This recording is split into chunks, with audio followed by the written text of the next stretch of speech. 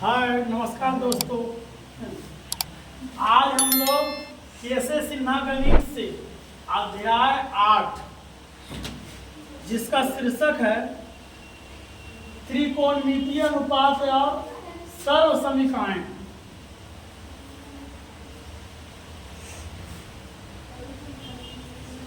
Trigonometric ratio and identities. त्रिकोणमिति, त्रिकोणमिति जो है, त्रिकोणमिति शब्द ग्रीक भाषा के 3 शब्दों से बना है। जो यहाँ लिखा है ट्रिगोनोमेट्री, इसे 3 खंड में हम तोड़ने का काम किए। 3 शब्दों से बना है ना। पहला है ट्री यानी ट्राई, गोनिया और मेट्रॉन। तीनों के तीनों ग्रीक भाषा। ट्राई के मतलब होता है 3 यानी 3। हम लोग जब केमिस्ट्री में पढ़ते हैं तो आपका इस तरह से आ जाता है केमिस्ट्री में, यानी जो इलेक्ट्रॉन का जो जैसे CO2 कार्बन डाइऑक्साइड, तो कैसे बोलते हैं डाई, ट्राई। उसी तरह से ये जो ट्रिगोनोमेट्री है इससे 3 खंड में तोड़ा जा सकता है। पहला है ट्राई, दूसरा है गोनिया, तीसरा है मेट्रॉन। ये तीनों शब्द मिल करके बना है त्रिकोणमिति। ट्राई के मतलब होता है 3 यानी 3। गोनिया, गोनिया यानी कोण को बताता है, जिसे हम एंगल के नाम से जानते हैं, है ना। तो गोनिया यानी कोण। और मेट्रॉन, मेट्रॉन माने मिति यानी मापना होता है, जिसको हम लोग बोलते हैं अंग्रेजी में मीजर, है ना। यानी ट्राई, गोनिया, मेट्रॉन मिलकर के त्रिकोणमिति हुआ, यानी 3 कोण मापना। तो वही यहाँ लिखा गया है त्रिकोणमिति का अर्थ होता है 3 कोणों की माप, यानी त्रिभुज की माप होता है ना। त्रिकोणमिति का अर्थ क्या होता है? 3 कोणों की माप यानी त्रिभुज की माप होता है। सर्वप्रथम बार इस चीज पर, इस माप को मापने वाला जो जनक, त्रिकोणमिति का जनक कहलाए, गणितज्ञ हिपार्कस, जो 140 ईसा पूर्व में, 140 ईसा पूर्व में ही हिपार्कस नामक महान गणितज्ञ ने सर्वप्रथम बार त्रिकोणमिति में माप करने की कोशिश की, है ना। उसके बाद बहुत सारा गणितज्ञ हुए जिसने माप की है, किंतु इस पर सर्वप्रथम हिपार्कस ने किया। इसीलिए यहाँ पर त्रिकोणमिति का जनक के रूप में हम लोग हिपार्कस को जानते हैं। ऐसे थेल्स प्रमेय भी त्रिभुज का पाइथागोरस प्रमेय देने का काम किए, है ना, जो इसी चीज से जुड़ी हुई है। त्रिकोणमिति का अनुपात, अब यहाँ के बाद हम लोग पढ़ेंगे त्रिकोणमितीय अनुपात, है ना। त्रिकोणमितीय अनुपात क्या है? बाकी त्रिकोणमिति को जितना विस्तार से जानना चाहोगे उतना ज्यादा विस्तार है, किंतु हम लोग जरूरत के अनुसार पढ़ते जाएंगे, ठीक है। त्रिकोणमितीय अनुपात न्यून कोण के सापेक्ष। देखो, त्रिभुज का कोण 3 प्रकार का कोण होता है। एक होता है न्यून कोण, दूसरा होता है समकोण, तीसरा होता है अधिक कोण। जो कोण 90 डिग्री से कम हो वो कहलाता है न्यून कोण। जो पूरी 90 डिग्री हो वो कहलाता है समकोण। और जो 90 डिग्री से ज्यादा हो जाए उसे कहा जाता है अधिक कोण। 180 डिग्री का जो कोण होता है उसे समपूरक कोण या ऋजु पूरक कोण कहा जाता है। और जो 90 डिग्री का कोण होता है उसे पूरक कोण या लंब पूरक कोण के नाम से जाना जाता है ना।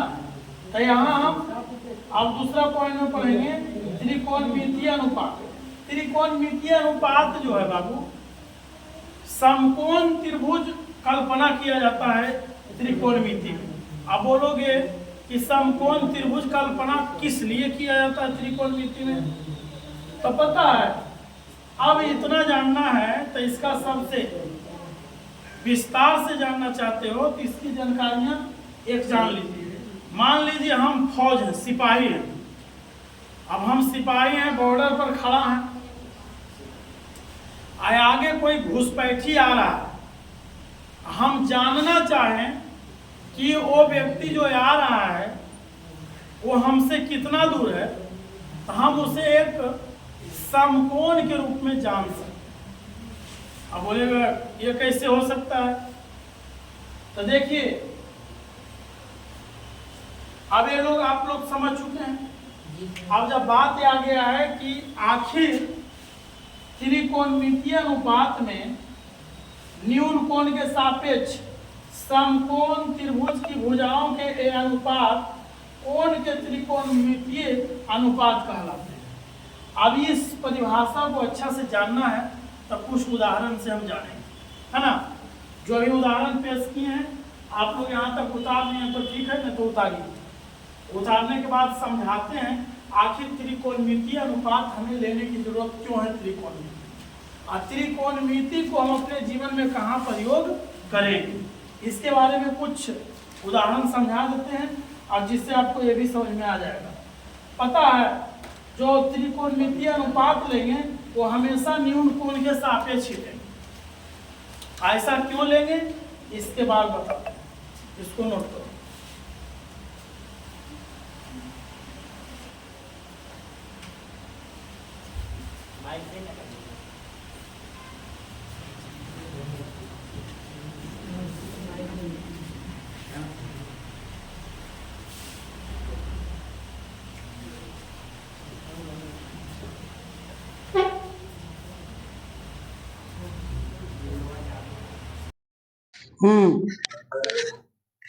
तो अब हम लोग त्रिकोणमिति का प्रयोग जानेंगे, यानी हमारे जीवन में क्या प्रयोग है। त्रिकोणमिति का प्रयोग जब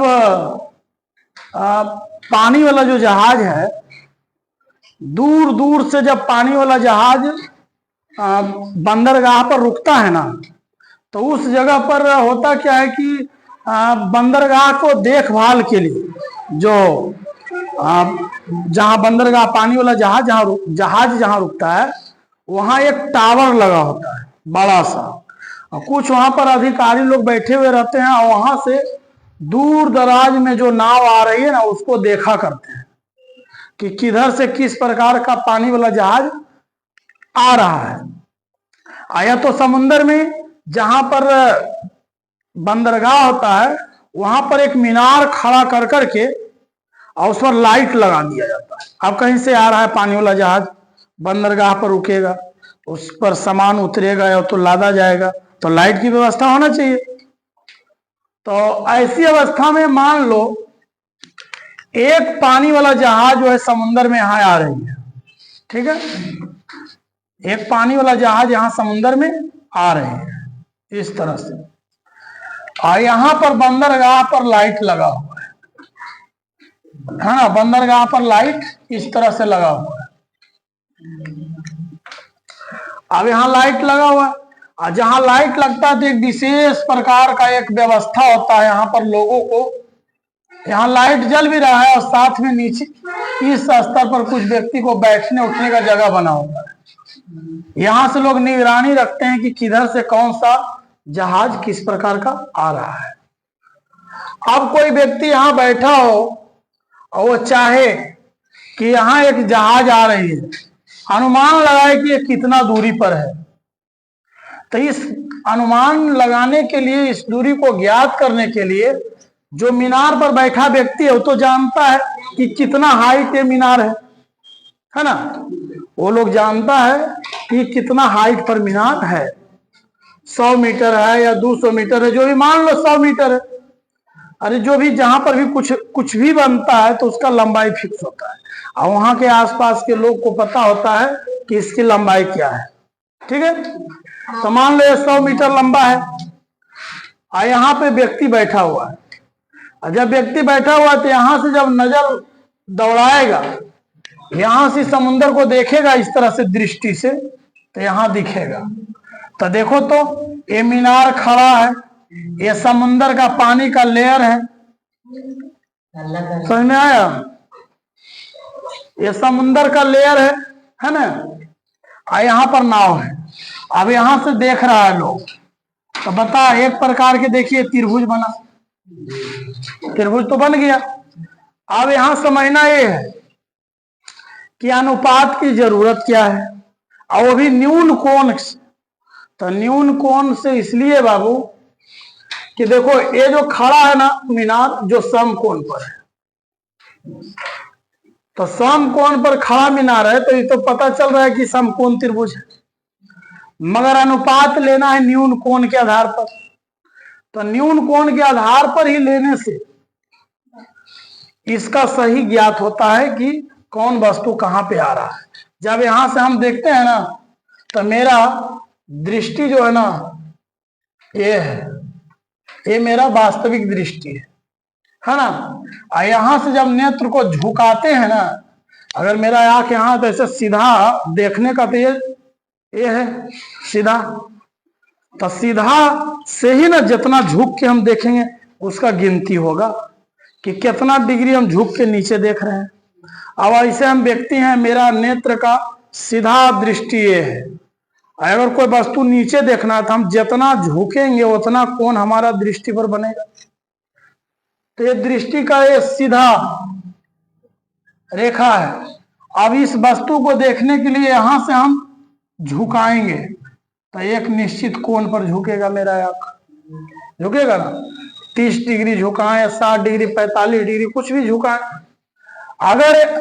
अगर मेरा देखने की क्षमता ये सीधी रेखा है, ये सीधी रेखा देखो तो समुद्र का जो लहरें है ना उसके समानांतर है। और जब इसका समानांतर है तो जितना हम दृष्टि को झुकाएंगे और वहां से जो आंख का किरण यहाँ आएगा देखने के लिए इसको, तो जो कोण यहां बनेगा वही कोण यहां बनेगा। 7वीं क्लास 8वीं 9वीं क्लास में हम लोग पढ़े हैं कि समांतर भुजा को काटने वाली रेखा को त्यर्क रेखा कहा जाता है। अब त्यर्क रेखा के ऊपर का कोण नीचे के कोण के बराबर होता है, ये हम लोग पढ़े हैं, है ना। तो बराबर होता है। तो जितना डिग्री पर हम झुका के इसको देख रहे हैं तो यहां कोण बना, जितना कोण यहां बना उतना कोण यहां भी बना। आया तो इस पर जो व्यक्ति बैठा है इसे भी जानना है कि हम टावर से कितना दूर हैं, तो ये भी कल्पना करेगा यहां से लेकर के टावर की दूरी और टावर की ऊंचाई। फिर यहां से व्यक्ति देखेगा, इसका सामान्य दृष्टि इस लाइन में रहेगा, मगर इसे भी इससे उठ करके अगर ऊपर देखना हो लाइट को तो इससे उठ करके एक कोण बनेगा। यहां से अगर दृष्टि उठाएगा तो इस तरह से कोण बनेगा। तो देखा जाए तो एक कोण यहां बन रहा है, एक कोण यहां बन रहा है ना। हम जिस वस्तु को देखना चाहते हैं उसके बारे में जानना चाहते हैं तो उसका कोण न्यून कोण ही बनता है। और न्यून कोण बनता है तो हम लोग इस त्रिकोणमिति में न्यून कोण के सापेक्ष ही मैथ को हल करते हैं और न्यून कोण के सापेक्ष ही हल करके आंसर ला सकते हैं। ठीक है, तो चलिए हम समझ गए कि किसी प्रकार का मीनार हो या तो पहाड़ पर्वत हो, उसकी ऊंचाई और उसके नीचे हम हैं, तो जिस धरती पर हम हैं उसी धरती पर पर्वत है, तो ये आधार हो गया। और जो पर्वत है वो उसकी ऊंचाई हो गया। और जब हम यहाँ से देखेंगे उसके शीर्ष को तो ये क्या है, आपका कर्ण बन गया, जिसके मिलने से मेरे दृष्टि के सामने ये आधार हो गया। और पर्वत की ऊंचाई जो है जो क्या हो गया, लंब हो गया। और जब हम अपने मेन दृष्टि से जितना ऊपर उठा करके शीर्ष को देखेंगे वो आपका कर्ण बन गया। ये तीनों भुजा के मिलने से जो आकृति बना वो क्या है, समकोण त्रिभुज। और समकोण त्रिभुज की भूमिका में देखा जाए तो इसकी माप में सबसे ज्यादा हम लोग जो वस्तु को देखने का काम कर रहे हैं वो न्यून कोण का ही निर्माण कर रहा है। नीचे से अभी इतना पर मेरा दृष्टि, अब कोई वस्तु देखेंगे तो यहाँ से जितना ऊपर उठाएंगे तो यहाँ से उतना कोण बना। और ऊंचाई पर से जो व्यक्ति देखेगा नीचे की ओर उसका भी दृष्टि से न्यून कोण ही बनेगा। और जो समकोण है वह अस्थाई पड़ा ही रहता है। इसीलिए हम लोग त्रिकोणमिति में जो जो न्यून कोण के सापेक्ष ही मैथ को हल करते हैं। तो चलिए न्यून कोण के सापेक्ष कुछ मान है, कुछ सूत्र फॉर्मूला है, उसको जान लेते हैं। देखो अब जो चित्र को हमने बनाया काल्पनिक त्रिकोणमिति, उसी चीज को काल्पनिक चीज को समकोण के रूप में नाम दे रखा है। मान लो ए बी सी, और यहां पर थीटा कोण बन रहा है, यहां पर फाई कोण बन रहा है ना। नीचे वाले अस्तर को बोला जाता है बी, और इसे पी बोला जाता है, और इसे एच बोला जाता है। मगर एक बात है, ध्यान देने योग्य बात है, जब हम कोण सी के सापेक्ष बनाएंगे तब आपका ये भी लंब कहलाएगा और बीसी जो है आधार कहलाएगा। और जब हम कोण ए के सापेक्ष अनुपात निकालना चाहेंगे, ए के सापेक्ष, तो पता है ये जो भुजा है ना, ए पी हो जाएगा और ए भुजा बी हो जाता है, और एच परिवर्तन नहीं होता है। समझ में आया? समझ में? यानी कोण सी के सापेक्ष ए भी लंब होगा और कोण ए के सापेक्ष सी भी लंब होगा। ये ध्यान देना है, ए परिवर्तनीय है। कोण बताता है कि किसके हिसाब से हम लंब लेंगे और आधार लेंगे। समझ में? चलिए, तो त्रिकोणमिति में त्रिभुज एबीसी जो समकोण त्रिभुज लिया जाता है, एक काल्पनिक समकोण त्रिभुज है। आइए वास्तविक में देखा जाए तो ये भी जो है, या तो लैंप का ऊंचाई हो जाए, या मीनार का ऊंचाई हो जाए, या पेड़ का ऊंचाई हो जाए। और ये जो है, मान लो वो नदी पर पेड़ खड़ा है, ये नदी है और यहाँ पेड़ खड़ा है, और नदी की पार में हम खड़ा होकर अनुमान लगा रहे हैं कि पेड़ की ऊंचाई क्या है, तो हम पेड़ को लंब मान लेंगे, नदी को चौड़ाई को आधार मान लेंगे, और जहां से हम दृष्टि से देखेंगे ये कर्ण मान लेंगे, बन गया त्रिभुज। यानी सबसे पहले ऐसी घटना को हम लोग समकोण त्रिभुज में काल्पनिक करते हैं, और काल्पनिक करके उसके बाद जो अनुपातिक नियम है, जो त्रिकोणमिति का नियम है, उस नियम का प्रयोग करके मैथ हल करते हैं। तो ये समकोण त्रिभुज है ना, तो ये मत समझना कि त्रिकोणमिति में सिर्फ त्रिभुज के बारे में हम पढ़ रहे हैं। त्रिभुज हमारे जीवन में घटने वाले घटनाओं को बताता है। त्रिभुज के जो ऊंचाई है, पेड़ की ऊंचाई हो सकता है, किसी भवन का ऊंचाई हो सकता है, किसी मीनार का ऊंचाई हो सकता है ना, किसी पहाड़ पर्वत, ये सब का ऊंचाई हो सकता है। और ये नीचे वाला जो जगह है, हमारी दूरी है यहाँ से, ये हो सकता है नदी की चौड़ाई हो सकता है, ये समुद्र का लेयर हो सकता है। ये तो एच तो जान लो बाबू, हमारे नेत्र है, नेत्र से जो देखते हैं ना वो दर्शाता है। नीचे से देखिए तो ऊपर की ओर दृष्टि जाएगा, और ऊपर से देखिएगा तो नीचे की ओर दृष्टि आएगा। ऐसे चीजों का एक काल्पनिक रूप है। ठीक है, देखो त्रिकोणमिति में कुल 6 फंक्शन है, साइन कॉस टैन, है ना। साइन है, कॉस है और टैन है। इसका उल्टा साइन का उल्टा कॉसेक, और आपका कॉस का उल्टा सेक, और टैन का उल्टा जो होता है कॉट, टैन का उल्टा कॉट होता है। उल्टा यानी व्युत्क्रम, साइन का व्युत्क्रम कॉसेक, और कॉस का व्युत्क्रम सेक, और टैन का व्युत्क्रम होता है कॉट। चलिए, इन सभी अनुपातिक को जानने के पहले जब त्रिभुज बनाए तो त्रिभुज का सब कुछ जान लेते हैं। ये जो आपका P है, P को बोला जाता है परपेंडिक्यूलर। परपेंडिकुलर मतलब होता है लंब। दूसरा नंबर में है बी। बी यानी बेस। बेस माने होता है आधार। और तीसरा नंबर में है एच। एच जो है हाइपोटेनियस के मतलब होता है कर्व।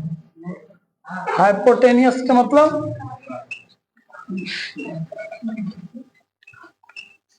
होता है कर्व। ठीक है। अब जानिए थेल्स साहब इसमें भी सूत्र दिए हैं, इसका भी कुछ जरूरत है। हाँ, पाइथागोरस साहब, पाइथागोरस प्रमेय से, पाइथागोरस प्रमेय के अनुसार एच का स्क्वायर बराबर यानी कर्ण का स्क्वायर, पाइथागोरस साहब कहे थे कि किसी त्रिभुज का कर्ण का स्क्वायर जो है अन्य दो भुजाओं के वर्ग के योग के बराबर होता है ना, पाइथागोरस के नियम से। तो एच स्क्वायर, ये पहला भुजा, अन्य भुजा पी बी है, P square plus B square. अगर हमें पी निकालना है तो बी को इधर लाएंगे तो H square minus B square हो जाएगा। अगर बी स्क्वायर निकालना है तो H square minus P square हो जाएगा। ये तीन फॉर्मूला प्रमुख है। इस तीन फॉर्मूला को भी और आगे बांट सकते हैं। एच बराबर करेंगे तो स्क्वायर को इधर करेंगे तो वर्ग, वर्गमूल में बदल जाएगा, हो जाएगा आपका पी स्क्वायर बी स्क्वायर। अगर हम लोग पी बराबर करेंगे तो ये स्क्वायर अगर इधर जाता है तो ये भी हो जाता है वर्गमूल, H square minus B square. और अगर एच हुआ पी हुआ, बी बराबर करेंगे तो root under H square minus P square हो जाएगा। हो गया। अब आगे जानेंगे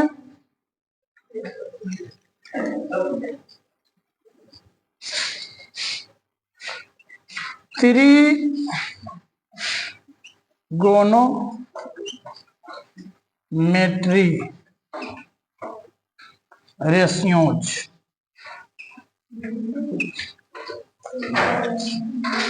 देखो बाबू, साइन, अब देखो इस त्रिभुज को देखिए ध्यान से।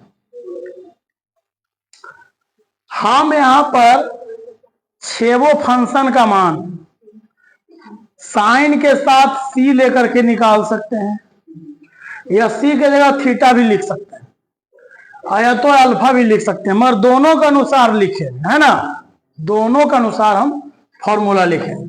सबसे पहले हम थीटा के अनुसार लिखने जा रहे हैं, जो अनुपातिक मान है। ठीक है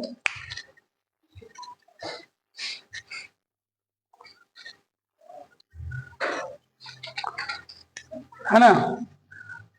तो ये हो गया आपका परपेंडिकुलर यानी लंब, बेस यानी आधार, हाइपोटेनियस यानी कर्ण, है ना। तो यहां ध्यान देना है, साइन को लिखने का बड़ी सारा फंक्शन है, मगर सीधे से हम मैथ में यूज करेंगे सिर्फ साइन लिखने का। तो साइन ऐसे भी लिखा जाता है, फिर बाद में आदेश देता है कि आप साइन ही लिखिए, तो क्यों ना डायरेक्ट हम लोग साइन का इस्तेमाल करेंगे। वजराहट में जाना नहीं है, जो हमें गणित में यूज करना उसे पढ़ के आगे बढ़ना। एक बड़ा सा चैप्टर है, जो मूल्यवान चीज है उस पॉइंट को पढ़ते जाना है एकदम पूरा डिटेल में। जो रिसर्चर लोग हैं वो रिसर्च करेंगे, या तो आप लोग रिसर्च लेवल में जाएंगे तो डिटेल जानते रहना। ऐसे भी डिटेल ही पढ़ाया जाएगा, और पढ़ना उसी को है जिसको हमें यहाँ यूज करना है। ठीक है। तो ट्रिगोनमेट्री रेशियो में ट्रिगोनमेट्रिक भी लिख सकते हो, ट्रिगोनमेट्रिक रेशियोज। देखिए ये त्रिभुज के, जो यहाँ त्रिभुज पा रहे हैं, इसके सापेक्ष हम मान लिखें। ठीक है। आप चाहेंगे तो इस त्रिभुज को इसके बगल में भी लिख देंगे, जो कि उससे देखा जा सके। ठीक है। साइन, चलिए थीटा से लेते हैं। थीटा का अनुसार यानी सी से। तो इसे हम दो तरीके से लिख सकते हैं। गणित में जो है, जो परीक्षा में घुड़मुड़िया देता है, पूछता है बड़ा तरीके से। और कैसे सिन्हा गणित में क्या किया, कहीं कहीं साइन थीटा लिख के पूछ दिया, कहीं साइन अल्फा, कहीं लिख देगा साइन सी, साइन ए, घुमा फिरा। हम हर तरीके से लिख के आपको बता देते हैं किस तरीके से रहेगा तो कैसे लिखना है, ताकि कहीं कोई झंझट ना हो, समझना एकदम आसान। तो सबसे पहले हम इसके बगल में जय जय प्रकार के तय प्रकार का हम त्रिभुज बना के बनाते हैं, ताकि आपको समझने में आसानी हो। मान लो ये त्रिभुज है ना, ए बी सी, इसको थीटा मान लिया, ठीक है। और इसी कोण से भी हम लोग जानना चाहेंगे, तो इस कोण से ये हो गया पी, ए वाला बी, ए एच हो गया, है ना। इसको हम लोग लंब बोल सकते हैं, लंब। ये आपका बी जो है हो गया आधार, और एच जो है ए हो गया आपका कर्व। और अंग्रेजी जानना है तो यहां लिखा हुआ है, ठीक है। साइन, अब हम लोग थीटा चल रहे हैं, sine theta equal to, sine theta बराबर होता है पी बटा एच होता है।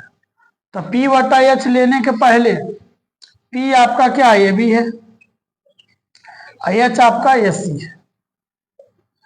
अब बताइए ए बी क्या है, पी, ए सी क्या है, ए सी एच है, हो गया। और हिंदी में लिखना है तो पी को बोला जाता है लंब, एच बोला जाता है कर्ण को।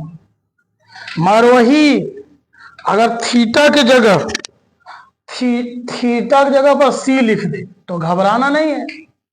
साइन ऐसे सी भी लिखा आ जाता है तो बच्चे लोग घबरा जाते हैं कि यार अब सी आ गया, सी क्या है, तो सीधे यहाँ नजर दौड़ाना है, सी यहाँ है ना, तो इस कोण का बोध हो रहा है, तो इसके अनुसार यही पी होगा। तो साइन सी भी रहेगा तो आपका वही होगा ए बी बटा ए सी, जिसका मान पी बटा एच, लंब बटा कर्ण होगा, ठीक है। दूसरा में आपका कॉस थीटा, कॉस थीटा का फॉर्मूला होता है बी बटा एच, तो बी क्या है बी सी, एच हो जाएगा वही एस सी, है ना, जिसको हम बी बटा एच कह सकते हैं, यानी आधार बटा कर्ण। सी लिख करके आएगा कॉस सी, तो वही बात होगा बीसी बटा एसी यानी बी बटा एच आधार बटे कर्ण। चलिए ये कोजया के सिस्टम से आ गया, अब व्युजया में जाना है। व्युत्क्रम में साइन का व्युत्क्रम कौशिक, कौश का व्युत्क्रम सेक, है ना, और कॉट यानी टैन का व्युत्क्रम होता है, टैन का व्युत्क्रम कॉट होता है। अभी तो दो फॉर्मूला, इसके नीचे यहां से जानते हैं, ये इसके लिए यूज कर लेना, जहां इसको लिखना बगल में इसको लिख लेना है, जहां इसको लिखिएगा उसके बगल में ये लिख लीजिएगा। जगह नहीं है, यहाँ त्रिभुज रहेगा, इसके नीचे ही लिखना। हम यहाँ 3 नंबर में लिखेंगे, इसके नीचे ही लिखना है। चलिए यहाँ लिखते हैं, इसके नीचे का काम यहाँ। तीसरा नंबर में साइन हो गया, कॉस हो गया, उसके बाद हम लोग टैन लेते हैं। टैन थीटा और सूत्र होता है पी बटा बी, पी है आपका ए बी, अब बी है आपका बी सी, है ना। अब पी बटा बी लिखेंगे, पी बोला जाता है लंब को और बी बोला जाता है आधार को, है ना। टैन सी भी लिख देगा तो दिक्कत नहीं, टैन सी भी लिखेगा तो वही बात, ए बी बटा बी सी, पी बटा बी, लंब बटे आधार। चौथा नंबर में अब व्युत्क्रम लिखना है। व्युत्क्रम यही से व्युत्क्रम उल्टा लेते चलते हैं, टैन का उल्टा कॉट होता है, तो कॉट थीटा इक्वल टू, तो बस इसका उल्टा कर देना है। टैन का है पी बटा बी, तो इसका हो जाएगा बी बटा पी, यानी बी सी बटा ए बी, और बी बटा पी यानी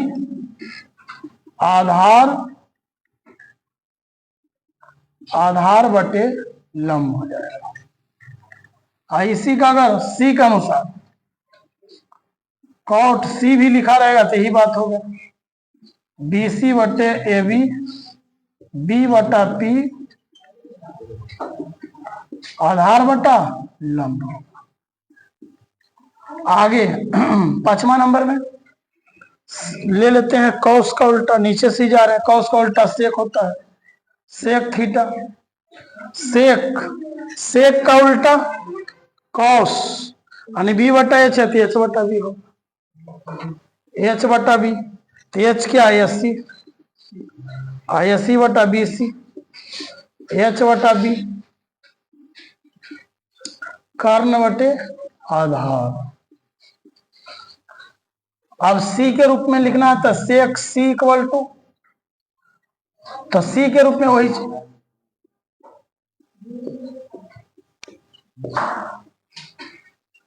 कर्ण बटे आधार।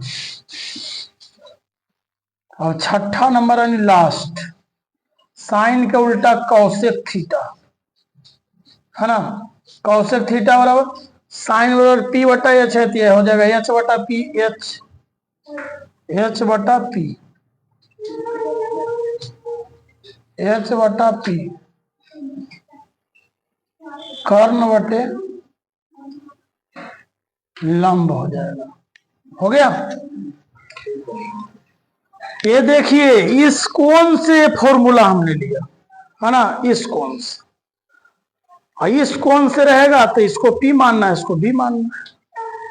तो हम लोग जानते हैं कि समझा दे रहे हैं यहाँ पर तो आ जा रहा है, और हर तरह का चीज को हम लिखा के देंगे, लिख करके जानने से ज्यादा दिमाग में आता है ना। तो चलिए इसको जल्दी से नोट कीजिए। अब इसके आगे हम इस कोण नहीं, अब इस कोण से देंगे, इस कोण से देने के बाद और फॉर्मूला है जो बताएंगे। चलो इसको उतारिए।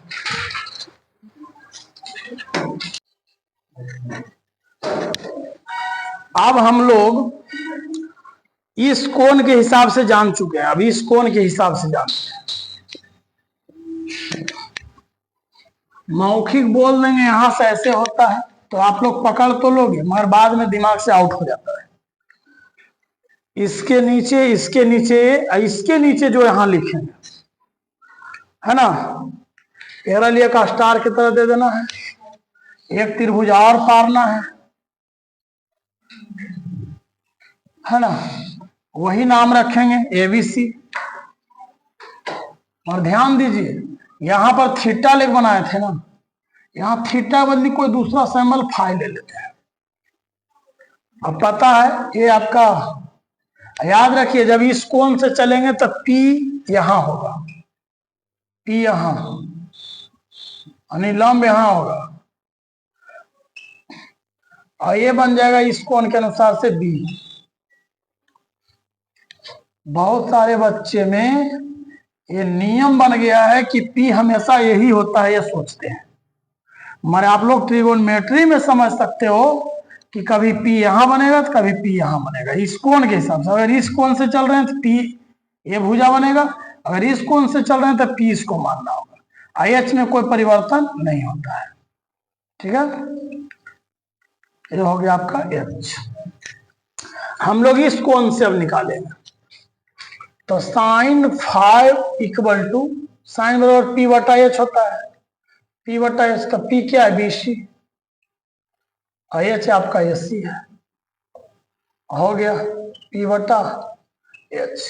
ये दोनों में अंतर करने के लिए सिर्फ ये वाला आया है, ये तो लगता है सेम ही है, P बटा H, मगर ये देखो ये B बटा AC है, ये BC बटा AC है। अंतर कर रहा है क्या, और लंब बटे कर्ण। दूसरा नंबर में क्या, साइन फाई के जगह आपका साइन ए लिख के आ जाएगा, तो वही बात लिखना है, BC बटा AC, P बटा H, लंब बटे कर्ण। हाँ, लंब बटे कर्ण। दूसरा में साइन के बाद कॉस फाइ लेंगे। कॉस फाइ मान बी बटा एच। बी है आपका ए बी, एच है आपका ए सी, और ए आपका बी बटा एच हो जाएगा। बी को बोला जाता है आधार बटे कर्ण। कॉस ए के अनुसार वही चीज जो है वही लिखना है, ए बी बटा एच सी, बी बटा एच आधार बटे कर्ण। तीसरा नंबर में साइन हो गया, कॉस हो गया, उसके बाद ले लेना है टैन। टैन फाइ बराबर टैन बराबर पी बटा बी। पी है आपका बी सी और पी बटा बी ए बी हो गया। ए बी पी बटा बी, पी हो गया लंब और बी हो गया आधार। और इसी का टैन एक लिख के अगर लाना है तो वही चीज बी सी बटा ए बी, पी बटा बी लंब बटे आधार, लंब बटे आधार हो जाएगा। हो गया। चौथा नंबर में यहीं से उलटते हुए चल जाते हैं। टैन का व्युत्क्रम कॉट, कॉट फाइ, पी बटा बी है तो बी बटा पी, बी बटा पी यानी ए बी बटा बी सी, बी बटा पी आधार बटे लंब। हो गया। अब इसके नीचे चलते हैं।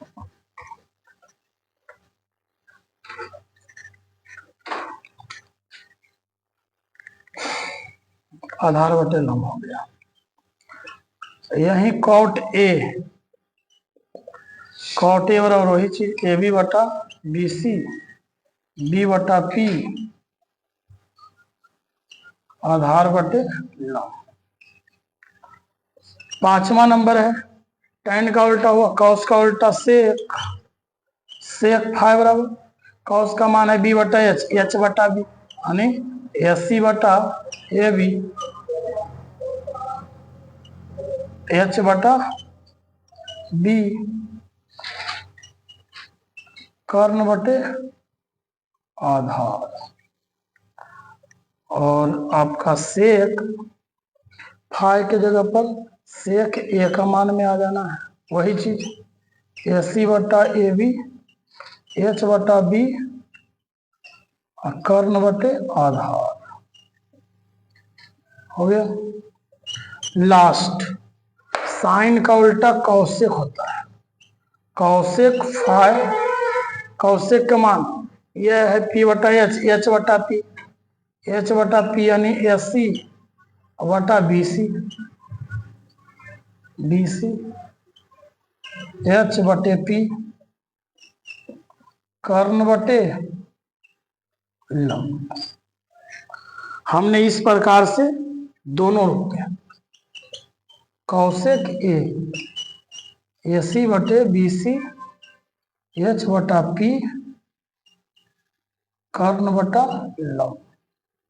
देखे मैथ में कभी कभी साइन सी लिख देगा या साइन थीटा लिख देता है, तो कभी साइन ए लिख देगा, कभी साइन फाइ लिख देगा। तो हम दोनों तरीके से लिखते हैं। आप लोग इस तरह से देख सुन के लिख के पढ़ोगे तो दोनों तरीके का चीज दिमाग में बैठा रहेगा। जैसे भी पूछेगा वैसे आप बना देंगे, किसी तरह को कोई दिक्कत नहीं होगा। अब इतना सारा सूत्र जान लिए हैं। अब जो है जो साइन थीटा कॉस थीटा का जो भी है वो फंक्शन का मेन सूत्र, टोटल सूत्र अब एक साथ लिखा देंगे। यहां तक उतारिए, अब इससे जुड़ी पूरा सूत्र बताएंगे।